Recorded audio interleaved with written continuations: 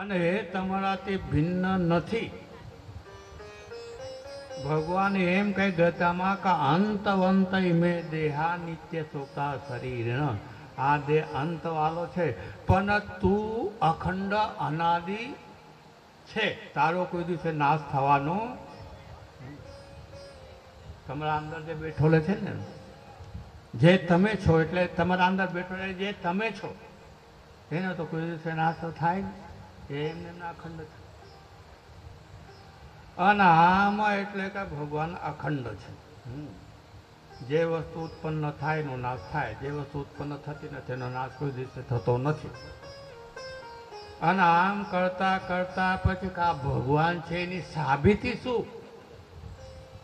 આ ભગવાન છે એની સાબિતી શું છે? કઈ છે આ ભગવાન ક્યાં રહે છે?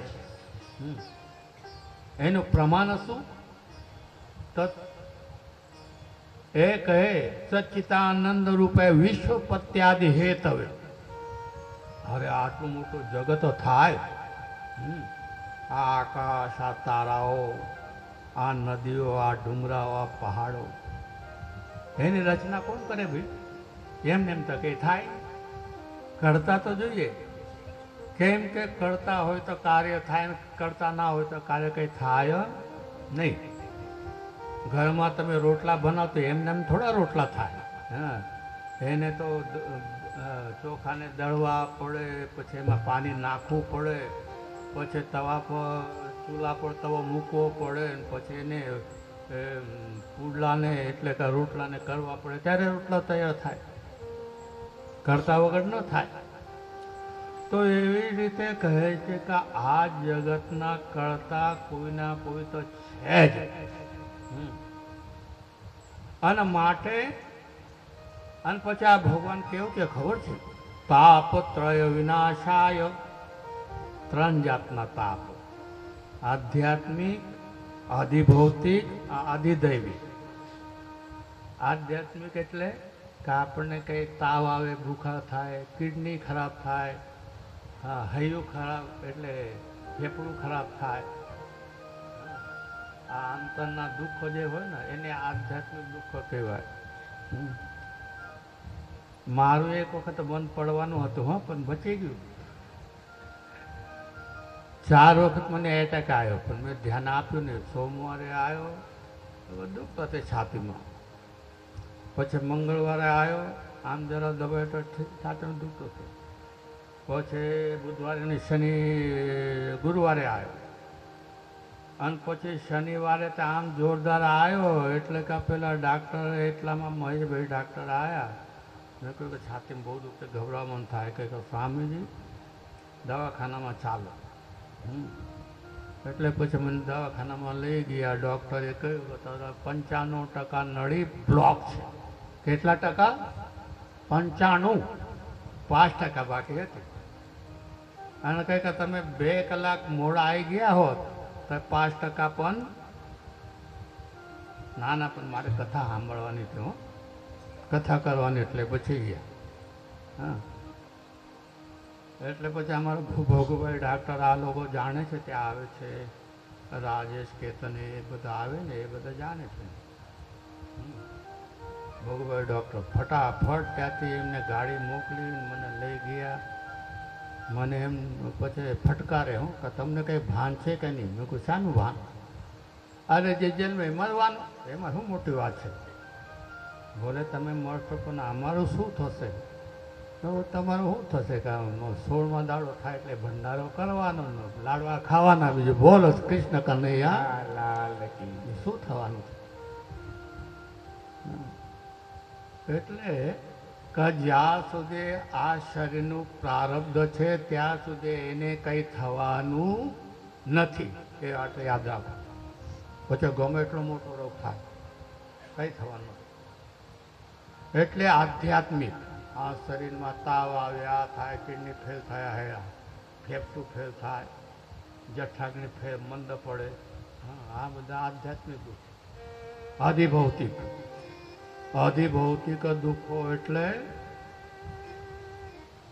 આ જે એકબીજાને મારે, લડે, હા, કોઈ આવે કોઈ પેલો આવે તો એ આદિભૌતિક દુઃખ, આદિદૈવિક દુઃખ. અને આદિદૈવિક દુઃખ એટલે કે વાવાઝોડું આવે અને અચાનક આપણે ઘરમાં આરામથી સૂતા હોય, પેલા ગાદલા ઉપર 10,000 કે 15,000 કોઈ 20,000નો પલંગ. અમે નાના હતા ત્યારે ખાટલોય મળતો નહોતો, ભોય પર શું પડતું હતું. અને અત્યારના છોકરા તો કહે કે પલંગ વગર મને ઊંઘ ના આવે, પલંગ જોઈએ. પછી પલંગ આમ સામાન્ય નથી હો, જરા કિંમતી જોઈએ, 15,000-50,000નો, ત્યારે ઊંઘ આવે. પણ પેલા ગયડા કહેતા હતા કે ભૂખ ન જાને ટાળો ભાત, ભૂખ ન જાને ટાળો ભાત. ભૂખ લાગે હોય અને ભાત ટાળો હોય તો પણ એ બહુ મીઠો લાગે હો, હલવા જેવો લાગે. અને પછી ઊંઘ ન જાને તૂટી ખાટ. ઊંઘ આવે એટલે કે પછી ઢેકાળા હોય તો પણ ઊંઘ આવે. ના આવવાનું હોય તો મોટા ગાદલા પર બેસે તો પણ ઊંઘ ના આવે. પહેલાં તો મને બહુ સારી ઊંઘ આવતી હતી, પણ હવે ગાદલા પર સૂઈએ તો મારા બેટા 2-4 વખત આમ પછી આમ જાગવું પડે. તો એવી રીતે આ 3 જાતના તાપ, એ ભગવાનનું સ્મરણ કરશો, ભજન કરશો, એ મટી જશે. જીવનમાં સમય કાઢો. ઘણા લોકો મને એમ કહે કે સ્વામીજી ટાઈમ નથી. મેં તો તમને મર્યા પછી પણ ટાઈમ મળવાનો નથી, માર્યા પછી નથી મળવાનો. હવે ભગવાનનું ભજન કરવું હોય તેના માટે ટાઈમ કાઢવો પડે. જે આપણને આટલું આપે, જે ભગવાન, તમે શું ભગવાનની સેવા કરવાના છો? આપણે શું ભગવાનની સેવા કરીએ? એ ભગવાન આપણે 24 કલાક સેવા કરે છે. એ ભગવાન આપણી યાદ રાખો, 24 કલાક સેવા કરે. જરા ગ્રહણ આવે અને અંધારું થાય એટલે બધાના પ્રાણ અકળાય. એટલે કે આવી રીતે કે ભગવાન આપણી 24 કલાક સેવા કરે છે. સવારથી લઈને સાંજ સુધી, રાતથી લઈને સવાર સુધી આપણી સેવા કરે છે. પણ આપણે જાણતા નથી. આપણે તો કે હા બધું એમને એમ ચાલે, એમને એમ નથી ચાલતું. અને માટે જ આ નૈમિષ અરણ્ય આવે છે. આ નૈમિષ અરણ્ય ક્યાં આવે છે? આ અયોધ્યાની બાજુ, સીતાપુર સ્ટેશન આવે એની બાજુમાં નૈમિષ અરણ્ય. અને 88,000 ઋષિ ભેગા થયા. કેટલા હજાર? 88.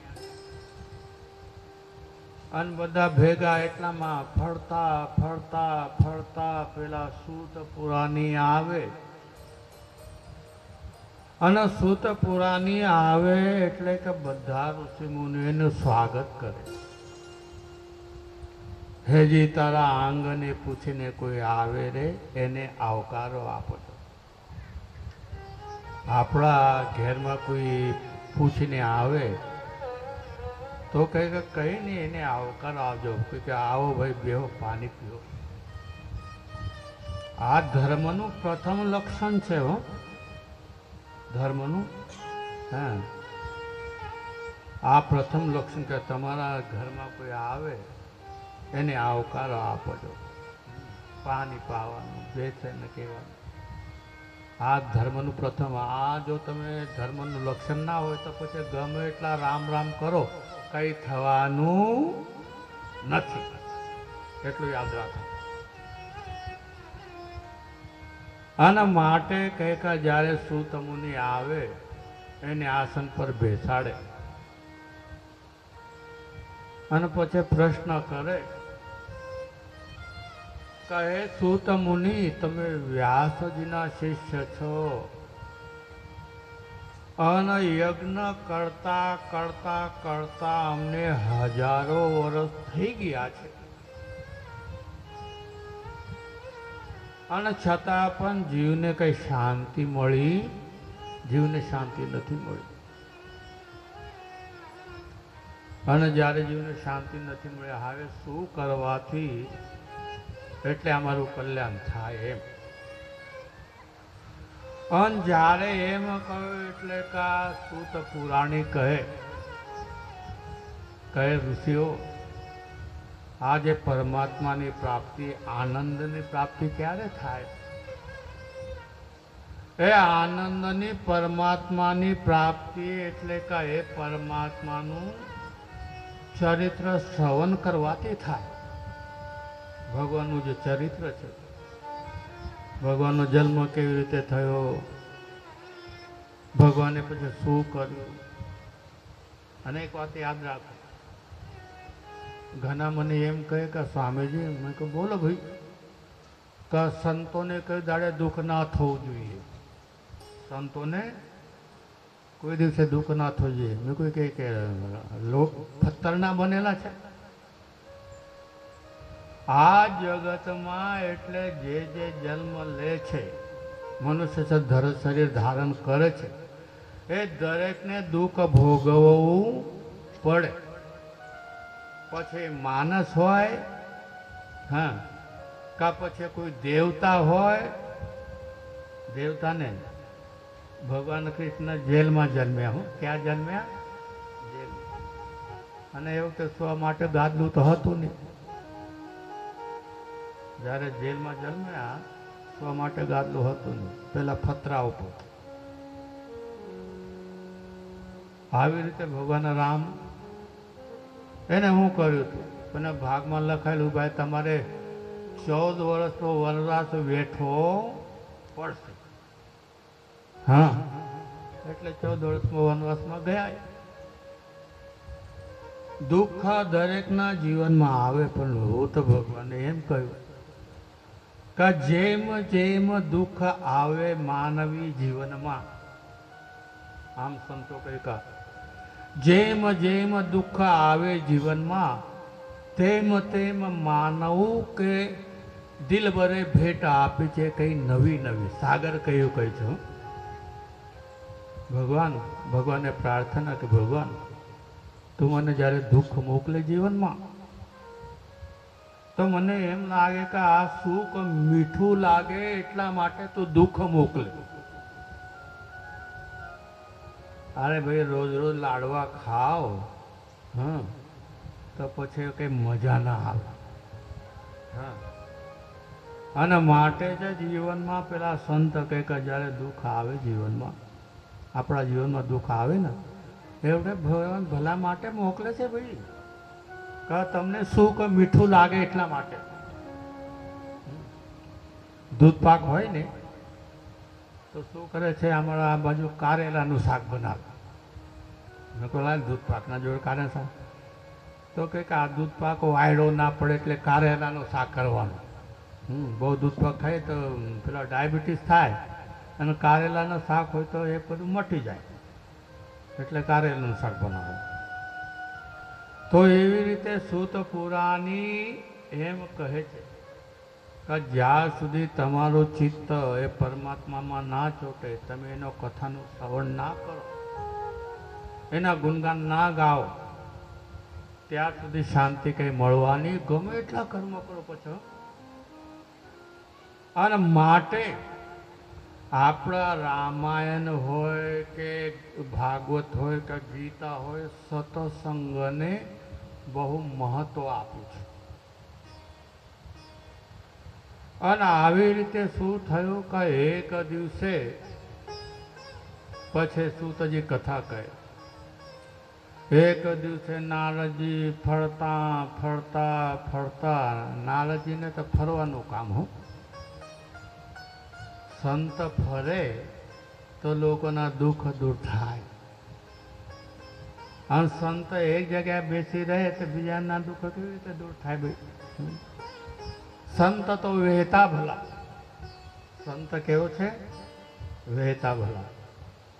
એટલે ફરે, દરેક જગ્યાએ ફરે. ભાઈ તમે અહીંયા આવો છો તો શા માટે આવો છો? ચાલો ત્યાં જઈએ એટલે આપણને શાંતિ મળે, આનંદ અને અનુભૂતિ થાય, એટલા માટે તમે આવો છો. નહીં તો ઘરમાં ઘણા કામ છે, એ છોડીને કોણ આવે? પણ આ ભગવાનના નામમાં, એના ચરિત્ર અને ગુનાનું વાદનમાં આપણા હૈયાની શાંતિ મળે છે. અને શાંતિ ભગવાનના નામમાં, કથા શ્રવણમાં છે. અને માટે તમે અહીંયા આવો છો. આ તો ભગવાનની તમારા ઉપર બીજી વાત કૃપા છે હો. શાસ્ત્રમાં એમ કહ્યું છે, ભગવાન રામ એટલે કે લક્ષ્મણને કહે છે, કાહે લક્ષ્મણ જા પર કૃપા રામજી કે હોય તા પર કૃપા કરે સબો કોઈ. રામજીની કૃપા થાય તો એના જીવનમાં દુઃખ રહેતું નથી. જો ભગવાન પોતે દુઃખ વેઠે પણ બીજાને દુઃખ આપે નહીં. ભગવાન રામને જ્યારે ભરતજી કહે કે તમે અયોધ્યા જાઓ,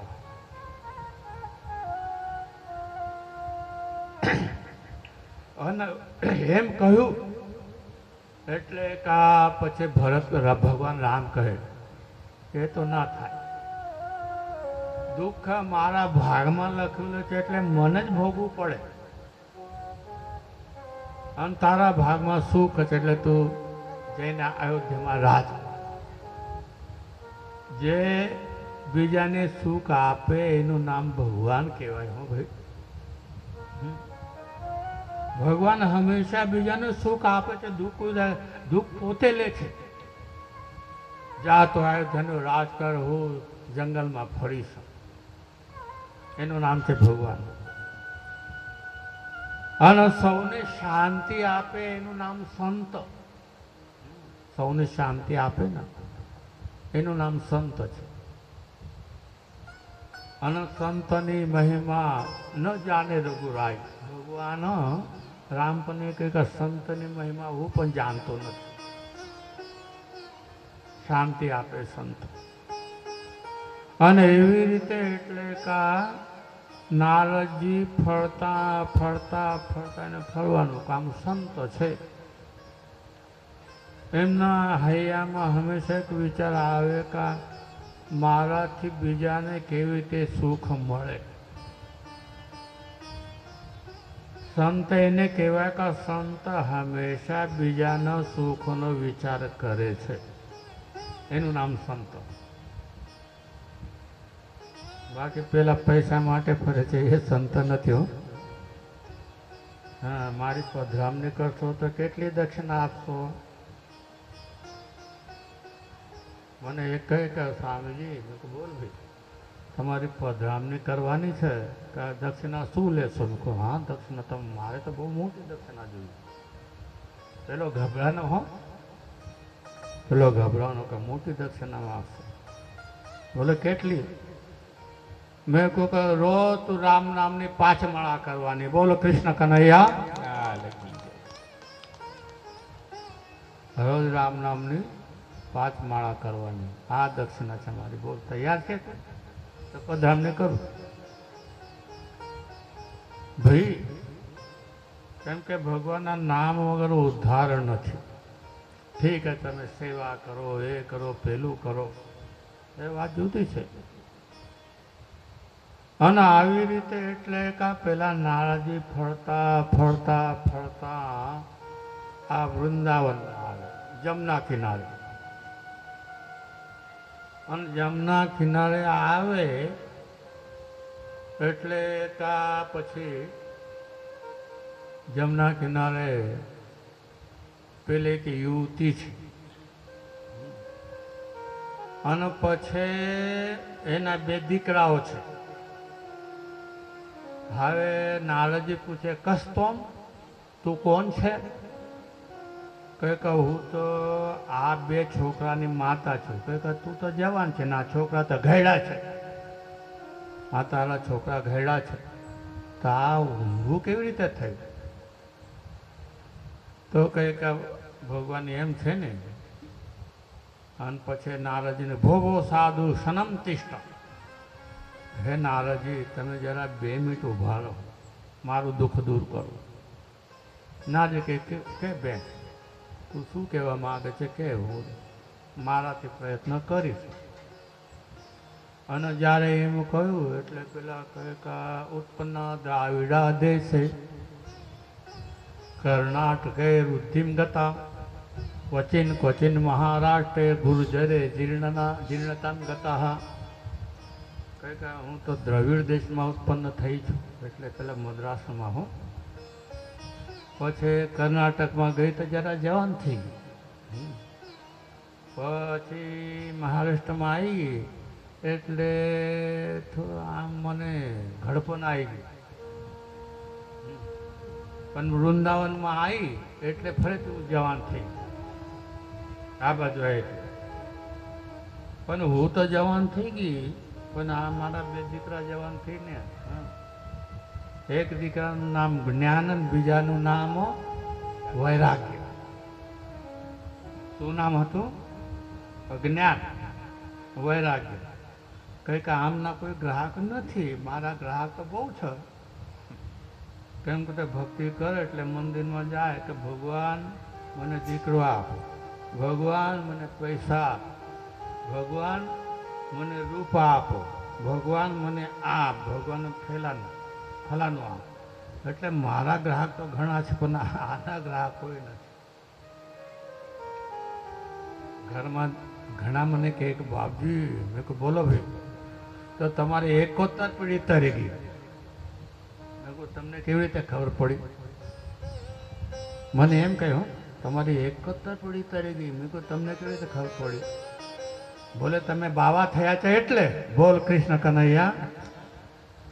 તમે કહો તારે નથી, તારે 71 પેઢી તારવી, તારા છોકરાને બાવા બનાવી નાખ. પછી મને શું કહે, હા હું એને શું કરવા ભીખ માંગવા દઉં? બોલો આમ ઊંધું. હું બાવો થયો એટલે મારી 71 પેઢી તો નહીં, પણ એને કેવું કે તું તારા દીકરાને બાવો બનાવ કે ના ના, એ શું કરો ભીખ માગે. આવું હોય ભાઈ જગતમાં. હા, તો એટલે કે આ વૈરાગ્યનો કોઈ ગ્રાહક નથી, એનો કોઈ નથી પૂછતું. વૈરાગ્ય તો જ્ઞાનને કોઈ પૂછતું નથી. આમાં એક વખત સત્સંગ થયો ક્યાંક, તો મેં પેલાની કથાકારની કથા સાંભળી થોડી. હવે કથાકાર કહે કે આપણે મોક્ષ ફોક્ષ શું કરવાનું છે? આપણે તો આ ઠીક છે, આમ ભક્તિ કરીને પછી સ્વર્ગમાં જઈને પછી આ ધરતી પર આવીએ. અહીંયા ભજીયા જ્યાં ખાવા મળે ત્યાં શું ખાવા મળે? એક છોકરો મેં આવ્યો, મેં એને કીધું કે ભાઈ હવે તો આટલા પાપ કર્મ કરે, હવે કંઈ સુધરી જા. તો બાપજી કે કેમ? મેં કહું તારે નરકમાં જવું પડે. ક્યાં જવું પડે? નરકમાં. તો બાપજી કહે કે આવે સ્વર્ગમાં જઈને હું શું કરવાનો છું? કેમ કે મારા સગા સંબંધી દોસ્તાર માતા પિતા બધા ક્યાં છે? નરકમાં છે, ત્યાં જ મળવાના છે.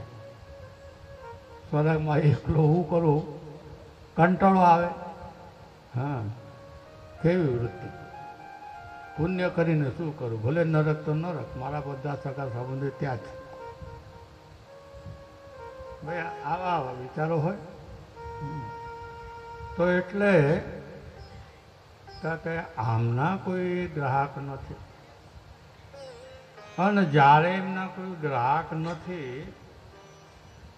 તો કહે કે શું કઈ ઉપાય તો કરો, તમે મહાત્મા છો, આ મારા દીકરા જવાન થાય.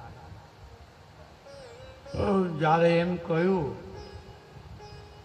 એટલે કે પછી પેલા નારજી કે ઠીક છે ઉપાય કરું.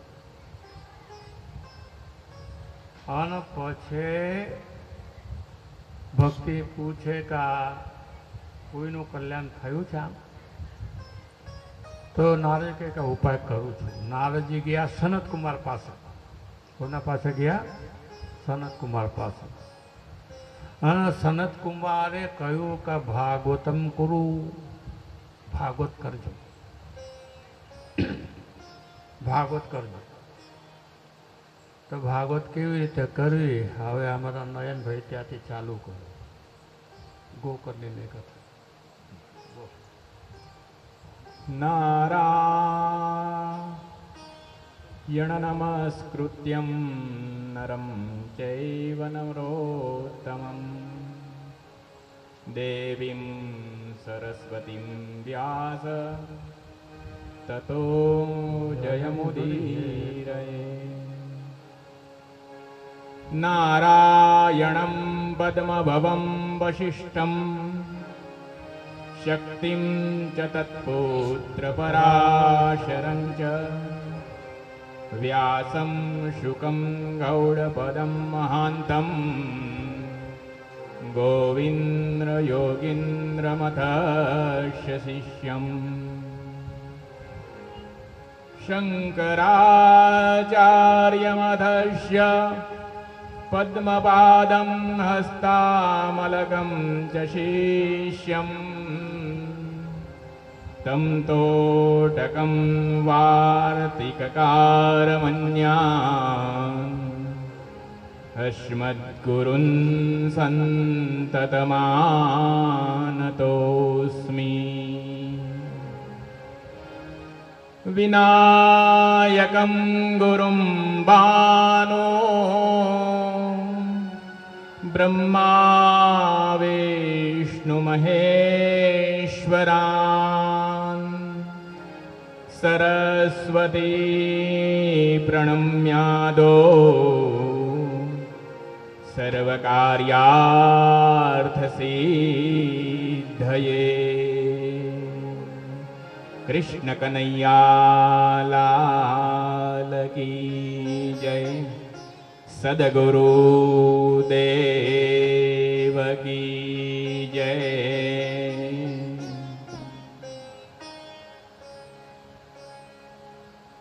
આજના નવવર્ષના મંગલમય પ્રભાતમાં વ્યાસપીઠ ઉપર વિરાજમાન પૂજ્ય ગુરુદેવ, માતાઓ, વડીલો, બંધુ ભગિનીઓ,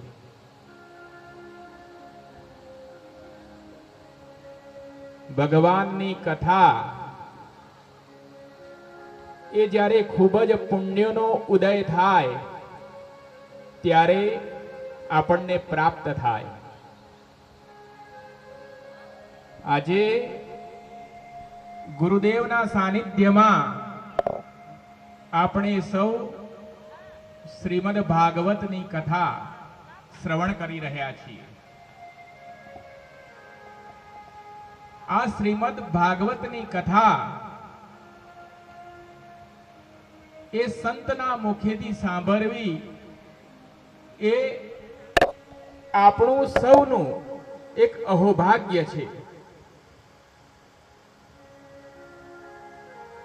આપણા શાસ્ત્રોમાં કહ્યું, કો ગુરુ, ગુરુ કોણ છે? પછી એનો જવાબ આપ્યો, શિષ્ય હિતાય ઉદ્યતઃ સતતમ. જે ગુરુ હોય એ પોતાના શિષ્યનું હિત કરવા માટે, એનું ભલું કરવા માટે, એનું કલ્યાણ કરવા માટે હંમેશા પ્રયત્નશીલ હોય. આ એક ગુરુની કરુણા છે કે તે પોતાના શિષ્યના હૃદયને, એના અંતઃકરણના મેલને ધોવા માટે એ જીવનમાં ઉતારવાના નાના નાના સૂત્રો આપણને પ્રદાન કરે. આપણે જ્યારે કોઈ પણ સંતની પાસે જઈએ તો આપણે પહેલા એમને કહીએ, સ્વામીજી નમો નારાયણ. એટલે સ્વામીજી શું પ્રત્યુત્તર આપે આપણને? નમો નારાયણ.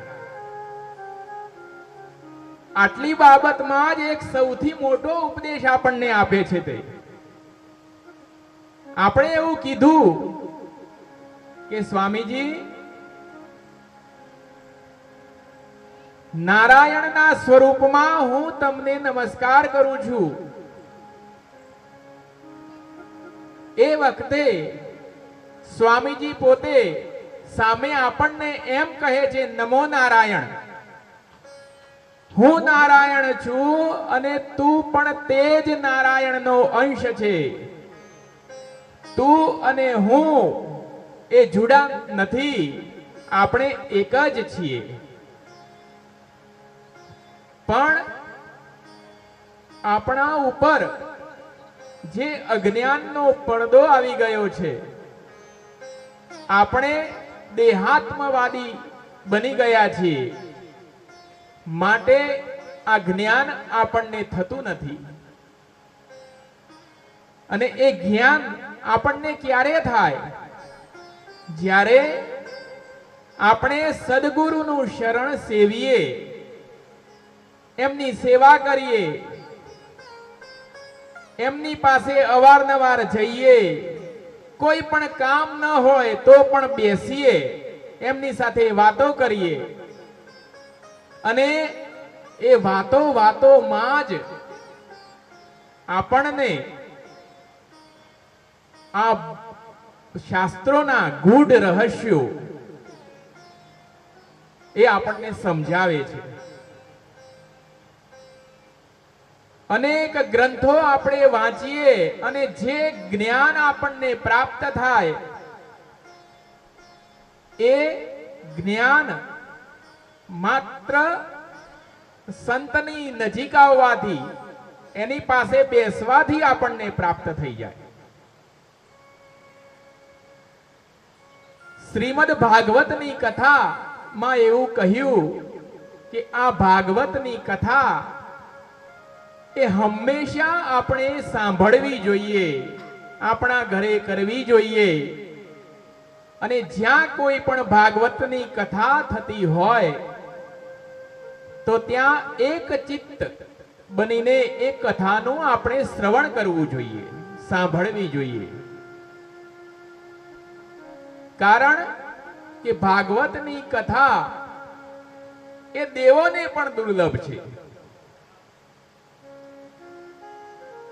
હમણાં ગુરુદેવે આપણને કીધું કે જ્યારે શુકદેવે આ શ્રીમદ ભાગવત કહેવાની શરૂઆત કરી, ત્યારે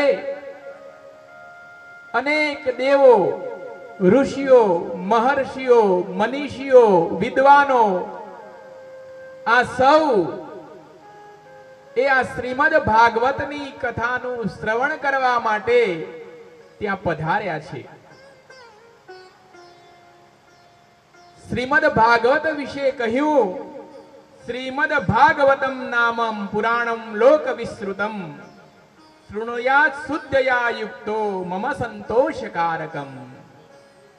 આ ભાગવતની કથા આપણે સાંભળીએ તો મનને ખૂબ આનંદ થાય, મનને ખૂબ સંતોષ મળે. કેમ? કારણ કે આપણી સંસ્કૃતિના મૂળભૂત ગ્રંથ જેને આપણે કહીએ છીએ, એ ગ્રંથ છે આપણા વેદો. આ વેદો કેટલા? 4 વેદ છે. ઋગ્વેદ, યજુર્વેદ, સામવેદ અને અથર્વવેદ. આ કુલ 4 વેદ. આમ તો પરબ્રહ્મનું જ્ઞાન એ વેદવાણી કહેવાયું. સાક્ષાત કૃત ધર્માણ ઋષયો બભુવુ. આ વેદોની કોઈએ રચના નથી કરી. આ વેદો એ સ્વયં ભગવાનનું સ્વરૂપ છે, એટલે આપણે એને વેદ નારાયણ કહીએ છીએ.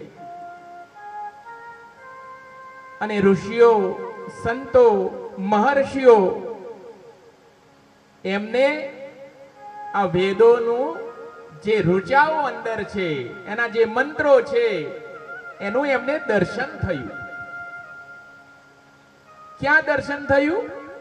ધ્યાનાવસ્થિત તદગતેન મનસા પશ્યંતિયમ યોગિનો. કે જ્યારે ઋષિઓ એ પોતે એ પરમાત્માના ધ્યાનમાં લીન હોય ત્યારે એ ધ્યાનની અવસ્થામાં એ આ ભગવાનના સ્વરૂપનું ચિંતન કરે, એમનું સ્વરૂપ એમને દેખાય કે આ પરમાત્મા કેવો છે, અને એ પરમાત્માનું વર્ણન એ સામાન્ય માણસો સુધી પહોંચે એટલા માટે એ મંત્ર સ્વરૂપે આ વેદોમાં એ વાણી નિહિત કરવામાં આવી. પણ આપણે તો સૌ સામાન્ય માણસો કહેવાઈએ. આપણું એટલું બધું જ્ઞાન ન હોય કે આપણે આ વેદોને સમજી શકીએ. એટલે તત્વવેત્તાઓએ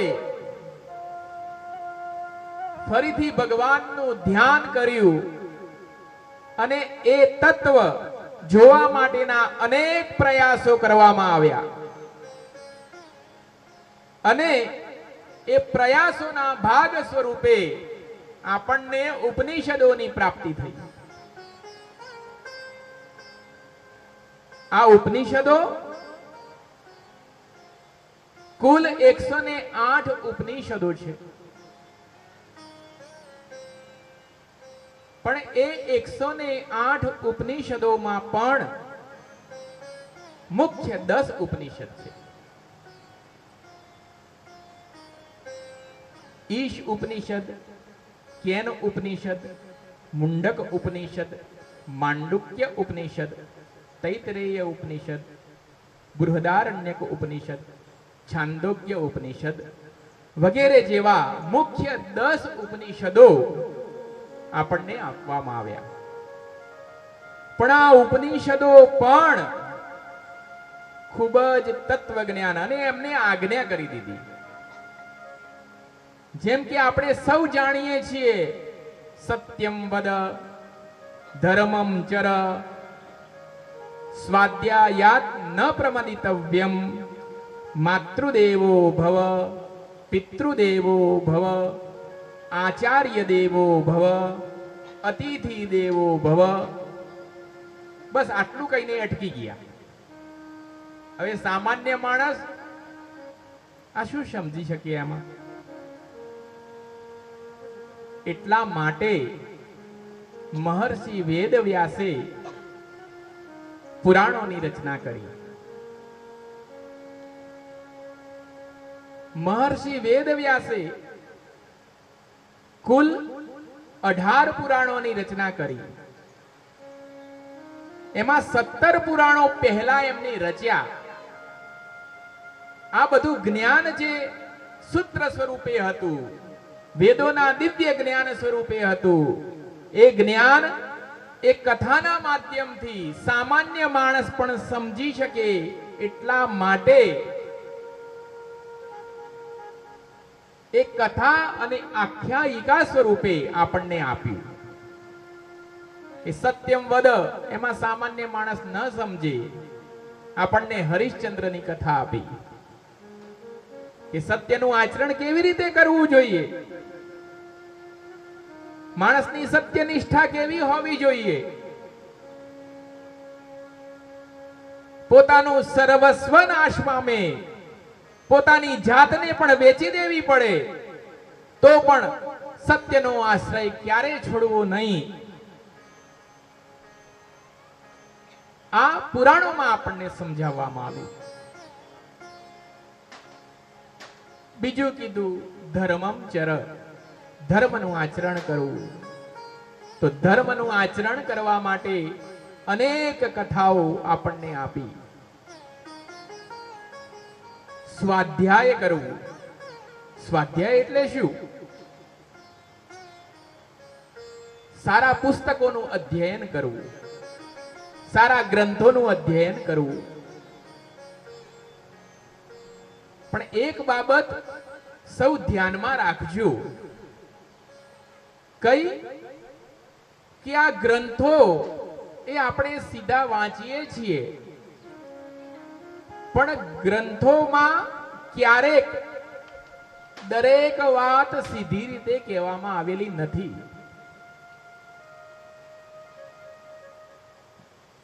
જે ભાષા હોય અને ભાષાના જાણકાર વ્યક્તિઓ હોય એ જાણતા હશે કે ભાષા 3 પ્રકારે હોય: અભિધા, લક્ષણા અને વ્યંજના.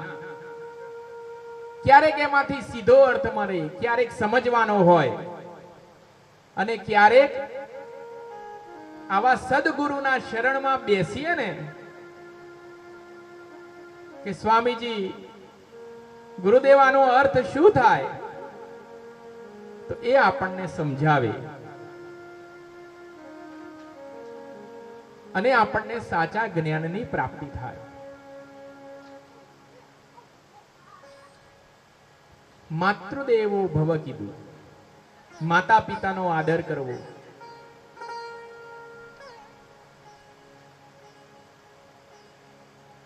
સમગ્ર વિશ્વમાં એવી કોઈ સંસ્કૃતિ નથી જ્યાં નારી શક્તિને સૌથી ઊંચું સ્થાન આપવામાં આવેલું હોય. માત્ર ને માત્ર આપણી ભારતીય સંસ્કૃતિ છે જેને સૌથી ટોચ ઉપર નારીનો આદર કરવામાં આવ્યો, માતૃશક્તિનો આદર કરવામાં આવ્યો, એને શક્તિ તરીકે પૂજવામાં આવી. આ નારીના મુખ્ય 3 સ્વરૂપ: માતા, પત્ની અને પુત્રી. આપણાથી જે મોટી હોય સ્ત્રી હંમેશા એ માતૃતુલ્ય ગણાય. આપણાથી જે નાની સ્ત્રી હોય હંમેશા એ પુત્રી તુલ્ય ગણાય. અને એક છે આપણી સહધર્મચારિણી, જેને આપણે પત્ની કહીએ છીએ. બાકી દુનિયાની બધી જ સ્ત્રીઓ આપણા માટે ક્યાં તો માં છે, ક્યાં તો પુત્રી છે.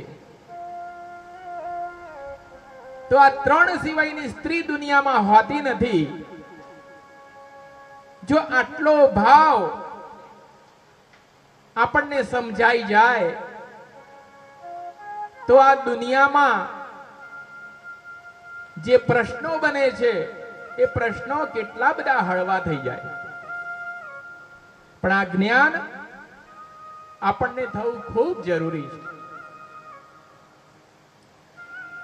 સ્વાધ્યાય આ છે, પોતાની જાતનું અધ્યયન કરીએ. સ્વ અધ્યયન એને કહેવાય સ્વાધ્યાય. હંમેશા પોતાની જાતને જોવી. અને ક્યારે જોઈ શકાય? જ્યારે આપણે પરમાત્માની સામે આંખો બંધ કરીને આપણને દિવસમાં જે કંઈ પણ સમય મળે એ સમયાનુસાર 5 મિનિટ, 10 મિનિટ, અડધો કલાક, કલાક જે મળે તે એક ઘડી આધી ઘડી આધી મેં પુની આધ. તો એ સમય પ્રમાણે પરમાત્માનું ધ્યાન કરીએ તો આપણું અંતઃકરણ આપણને જોવા મળે કે આપણી જીવનની ગાડી કઈ દિશામાં જઈ રહી છે. આપણાથી આવા સારા સારા કર્મ થાય, ધર્મ કાર્યો થાય, સારા વિચારો આવે તો સમજવાનું આપણી ગાડી બરાબર પાટા ઉપર છે. અને જો આપણું મન ભટકે, આપણા પેલા સારા મિત્રો હતા અને પછી એવી સંગત થઈ ગઈ, આપણને ખોટા વિચારો, ખોટા આચરણ તરફ લઈ જવા વાળા વ્યક્તિઓ મળ્યા અને આપણે પણ એમનો સાથ આપવા લાગ્યા. સમજવાનું આપણી ગાડી પાટા ઉપરથી ઉતરી ગઈ. એટલા માટે અવારનવાર સંતોનું સાનિધ્ય સેવવું જોઈએ.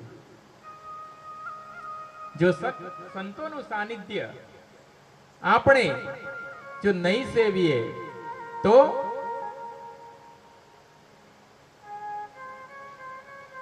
આપણે ક્યાંક ને ક્યાંક ભટકીશું. એટલા માટે આ ધાર્મિક ઉત્સવો એ ખૂબ જરૂરી છે. કારણ કે આપણું મન આપણા કાબુમાં નથી. મન એ માંકડું છે. શાસ્ત્રોમાં એને ઘોડાની ઉપમા આપવામાં આવી.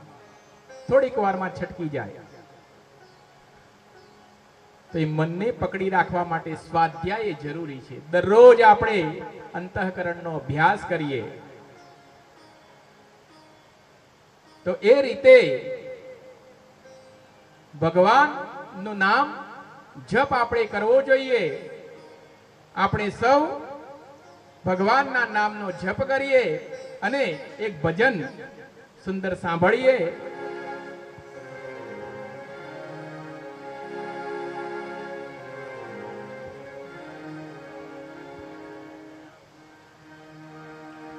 નારાયણ નારાયણ શ્રીમન નારાયણ નારાયણ નારાયણ નારાયણ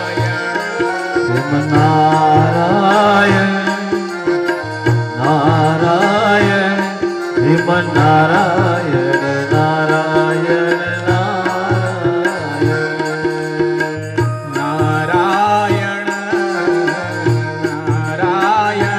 શ્રીમન નારાયણ નારાયણ માતા નારાયણ પિતા નારાયણ માતા નારાયણ પિતા નારાયણ માતા નારાયણ પિતા નારાયણ માતા નારાયણ નારાયણ ગુરુ નારાયણ નારાયણ નારાયણ ગુરુ નારાયણ નારાયણ નારાયણ ગુરુ નારાયણ નારાયણ નારાયણ ગુરુ નારાયણ નારાયણ નારાયણ શ્રીમન નારાયણ નારાયણ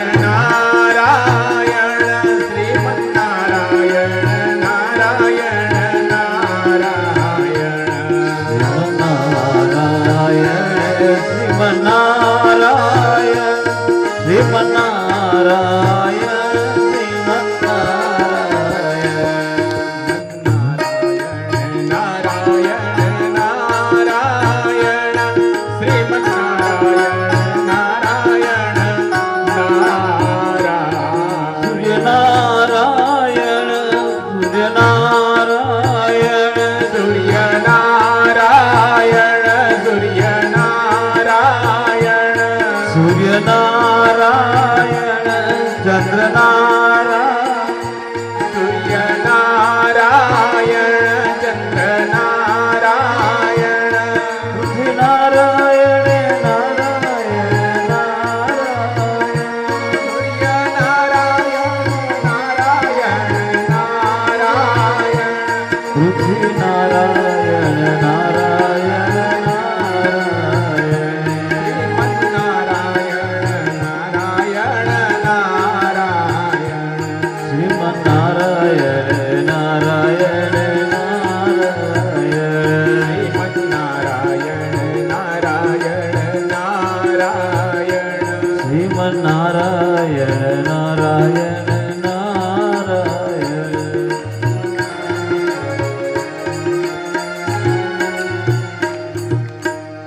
કૃષ્ણ કનૈયા લાલ કી જય.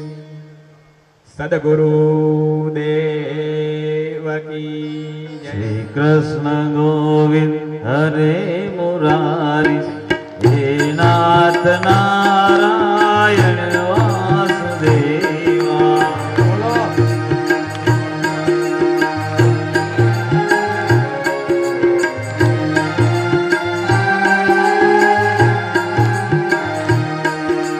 શ્રી કૃષ્ણ ગોવિંદ હરે મુરારી હે નાથ નારાયણ વાસુદેવા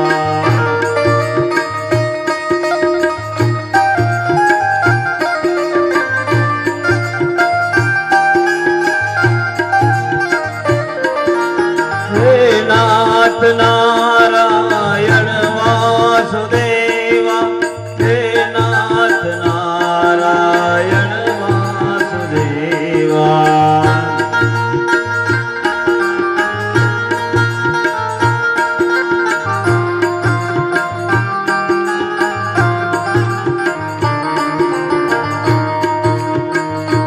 राम आएंगे आएंगे राम आएंगे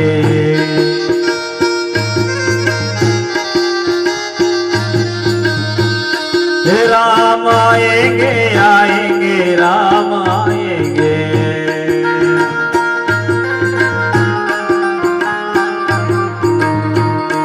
मेरी झोपड़ी के बाग याद भूल जाएंगे राम आएंगे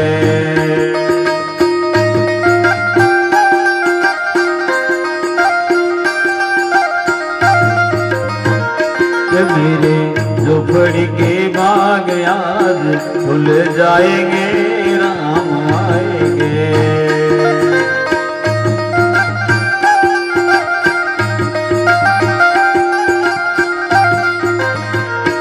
राम आएंगे तो अंगना सजाएंगे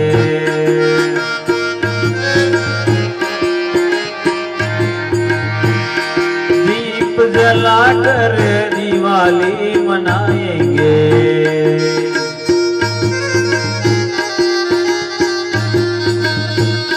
मेरे झोपड़ी के पाप सारे मिट जाएंगे राम आएंगे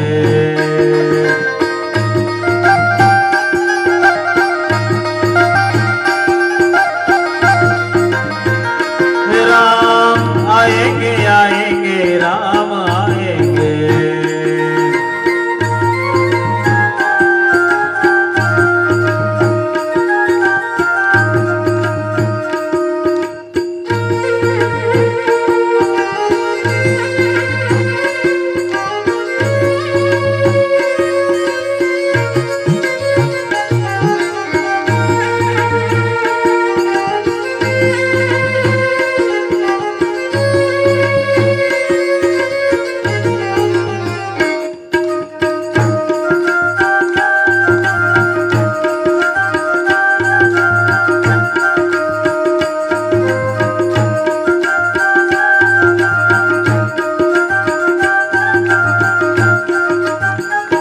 मैं तो रुधि रुधि भोग लगाऊंगी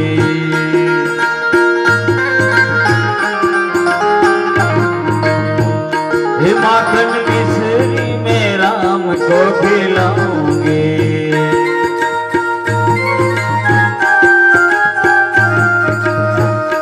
प्यारी प्यारी राधा संग श्याम आएंगे राम आएंगे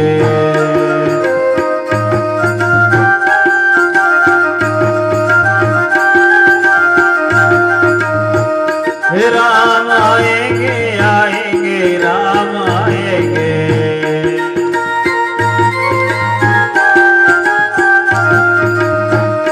राम आएंगे आएंगे राम आएंगे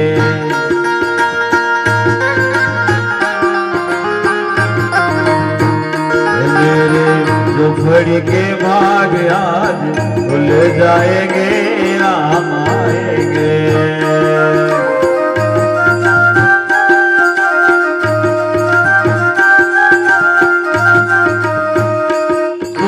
राम रूप में आना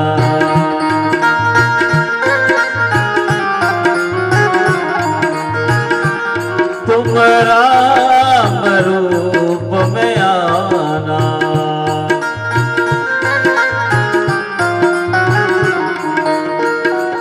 सीता साथ लेके धनुष हाथ लेके चले आना प्रभु जी चले आना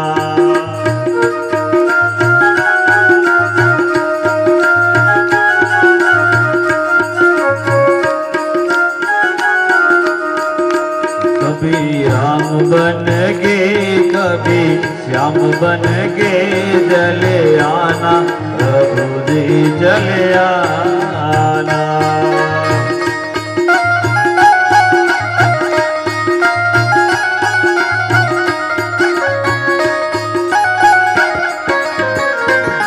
तुम श्याम रूप में आना,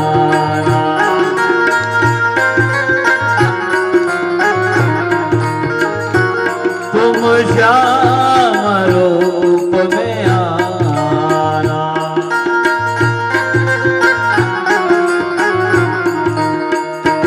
सदा साथ लेके बंसी हाथ लेके चले आना प्रभु जी चले आना।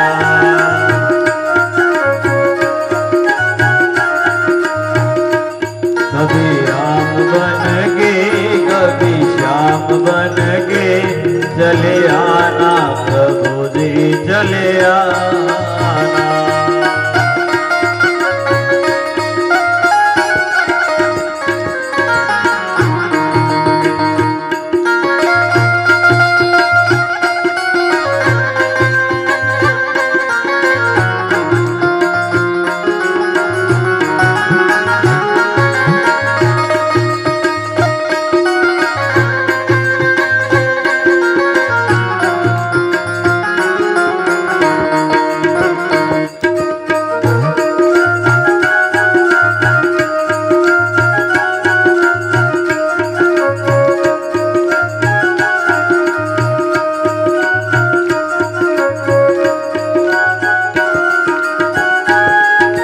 शिव रूप में आना,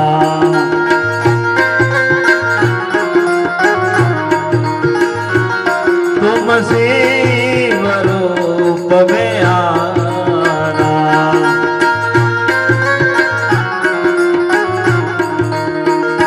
डमरू हाथ लेके पर्वत साथ लेके चले आना प्रभु जी चले आना।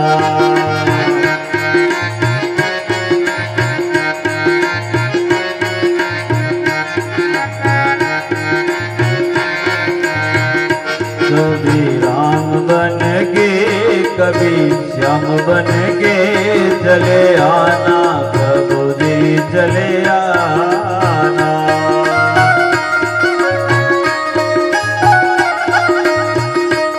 गोविंद मेरो है गोपाल मेरो है,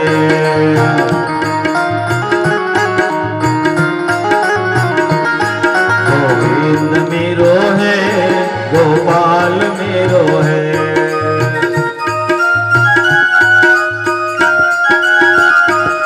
गोविंद मेरो है गोपाल मेरो है,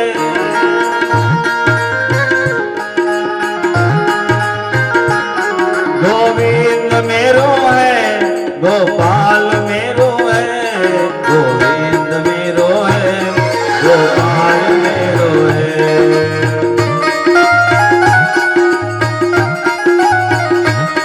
गोविंद मेरो है गोपाल मेरो है।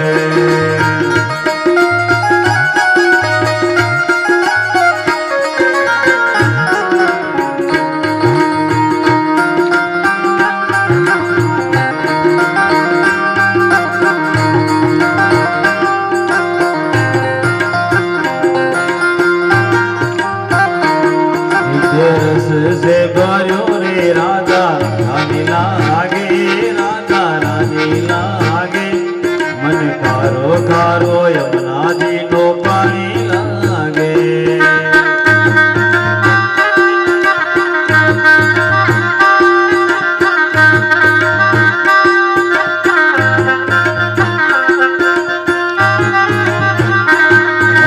यमुना जी नो पानी नो कारो लागे, मने कारो लागे। मन कारो कारो यमुना जी नो पानी लागे।